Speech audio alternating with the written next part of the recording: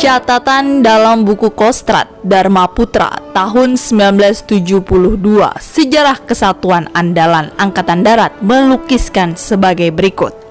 Kamis pagi tanggal 30 September 1965, Panglima Kostrad Maijen Soeharto dengan para perwira stafnya mengadakan inspeksi kepada pasukan Batalion 530 Para dari Jawa Timur, Batalion 454 Para dari Jawa Tengah, Batalion 328 Para dari Jawa Barat. Berikut kesatuan panser atau tank Kostrad dari Bandung dan kesatuan artileri dari Cimahi.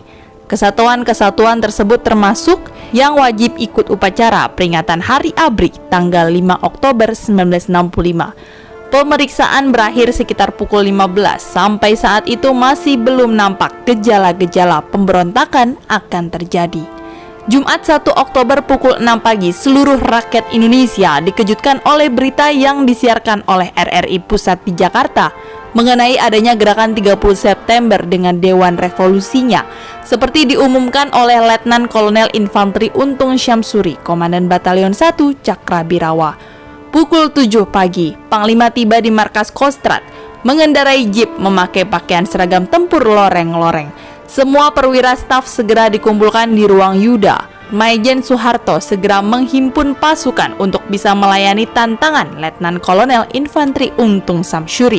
Setelah dengan tibal-tibal seluruh masyarakat Jakarta khususnya dan masyarakat Indonesia pada umumnya dikejutkan oleh aksi penculikan terhadap sejumlah jenderal anggota Brain Trust Panglima Angkatan Darat. Apakah Presiden mengetahui operasi pembersihan yang dipimpin oleh Untung Syamsuri?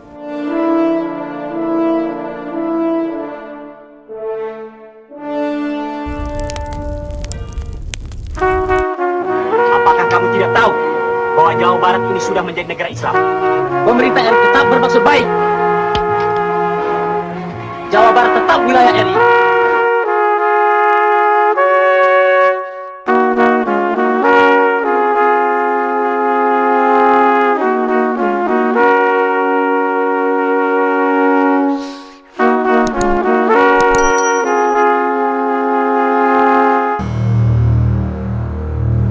Ratna Sari Dewi, salah seorang istri Bung Karno, memberikan jawaban sebagaimana dikutip Cindy Adams dalam buku My Friend the Dictator tahun 1967. Bapak sama sekali tidak tahu menahu mengenai usaha perebutan kekuasaan tersebut. Malam sebelumnya beliau tampil dalam rapat umum di Senayan. Menjelang tengah malam Bapak menjemput saya yang sedang makan malam bersama Duta Besar Iran dan istrinya di Hotel Indonesia. Saya turun ke tempat parkir setelah dijemput oleh dua perwira Cakrabirawa menemui Bapak, dan kami langsung pulang.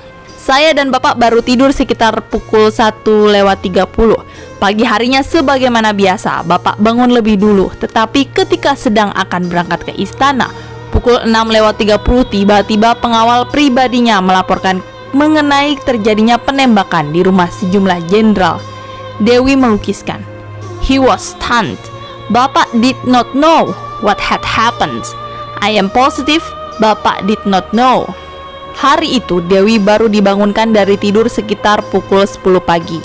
Dia bangun karena kedatangan Michael Litak, perwarta foto majalah Paris Match, yang sesuai jadwal pada hari itu akan mulai menyusun reportase sekitar kehidupan Dewi. Jumat sore Dewi menyusul ke Pangkalan Angkatan Udara Halim Perdana Kusuma, Jakarta bagian timur, tempat Bung Karno mengungsi. Saya menyarankan kepada Bapak untuk menjelaskan di radio sebab semua orang merasa kebingungan serta khawatir terhadap nasib Bapak. Setelah mendengar ada saran agar beliau terbang ke Madiun, saya mati-matian menentang. Saya ingatkan, tahun 1948 pernah terjadi pemberontakan komunis di Madiun, sehingga kedatangan Bapak ke sana pasti bakal mudah disalahartikan. Ratna Sari Dewi mengungkapkan pengalamannya di atas kepada Willem Oltmans di Paris, Prancis. Kesaksian Dewi dimuat dalam buku karya Oltmans berjudul Mich Vriend Soekarno tahun 1995. Saya merasa jika Bapak saat itu terbang meninggalkan Jakarta, dia pasti akan kehilangan kontrol terhadap kekuasaannya. Maka saya selalu minta Bapak jangan pergi kemana-mana. Tetapi jika Bapak memang memutuskan untuk berangkat, saya harus ikut, sebab Bapak milikku pribadi. Dewi, bekas pramuria klub malam Copacabana Hotel Imperial Tokyo. dengan nama asli Naoko Nemoto, agaknya memang cocok untuk mengisi kehidupan pribadi Karno. Mereka menikah secara rahasia di Tokyo tahun 1962. Sejak itu, Presiden Soekarno yang selama bertahun-tahun hanya dikelilingi orang-orang dengan kata-kata manis. Ya Bapak, perlu kehadiran sosok lain yang sengaja dia beri nama baru, Ratna Sari Dewi. Sebab Dewi berani menyatakan pendapat tentang apa saja yang dia pikirkan tanpa mempertimbangkan apakah salah atau benar. Tetapi kelak ternyata Bung Karno justru bisa merasa hidup jika dia didatangi mereka yang mempunyai sikap jujur dan terbuka. Sebuah penyeimbang memang diperlukan. Bung Karno tahun 1965 sudah bukan lagi Soekarno muda seperti di tahun 1945, yakni Bung Karno yang berani menantang pemuda revolusioner yang menculiknya kerengas dengklok dengan ketegasan sikap. Potong leherku, bunuh aku di sini, dan silakan saja proklamasikan kemerdekaan Indonesia. Bung Karno tahun 1965 adalah Soekarno yang sudah mulai berangkat senja. Ginjalnya tinggal berfungsi satu, menjalani irama kehidupan sangat tidak teratur, sulit tidur dan selalu harus pindah tempat tidur karena punya beberapa orang istri, sehingga hari-harinya tidak pernah nyaman dan harus selalu ditunjang oleh beragam obat-obatan. Dengan demikian, ketika Bung Karno terasing di Bogor, semasa perasaannya baru saja terguncang akibat menemukan sebuah kenyataan pahit.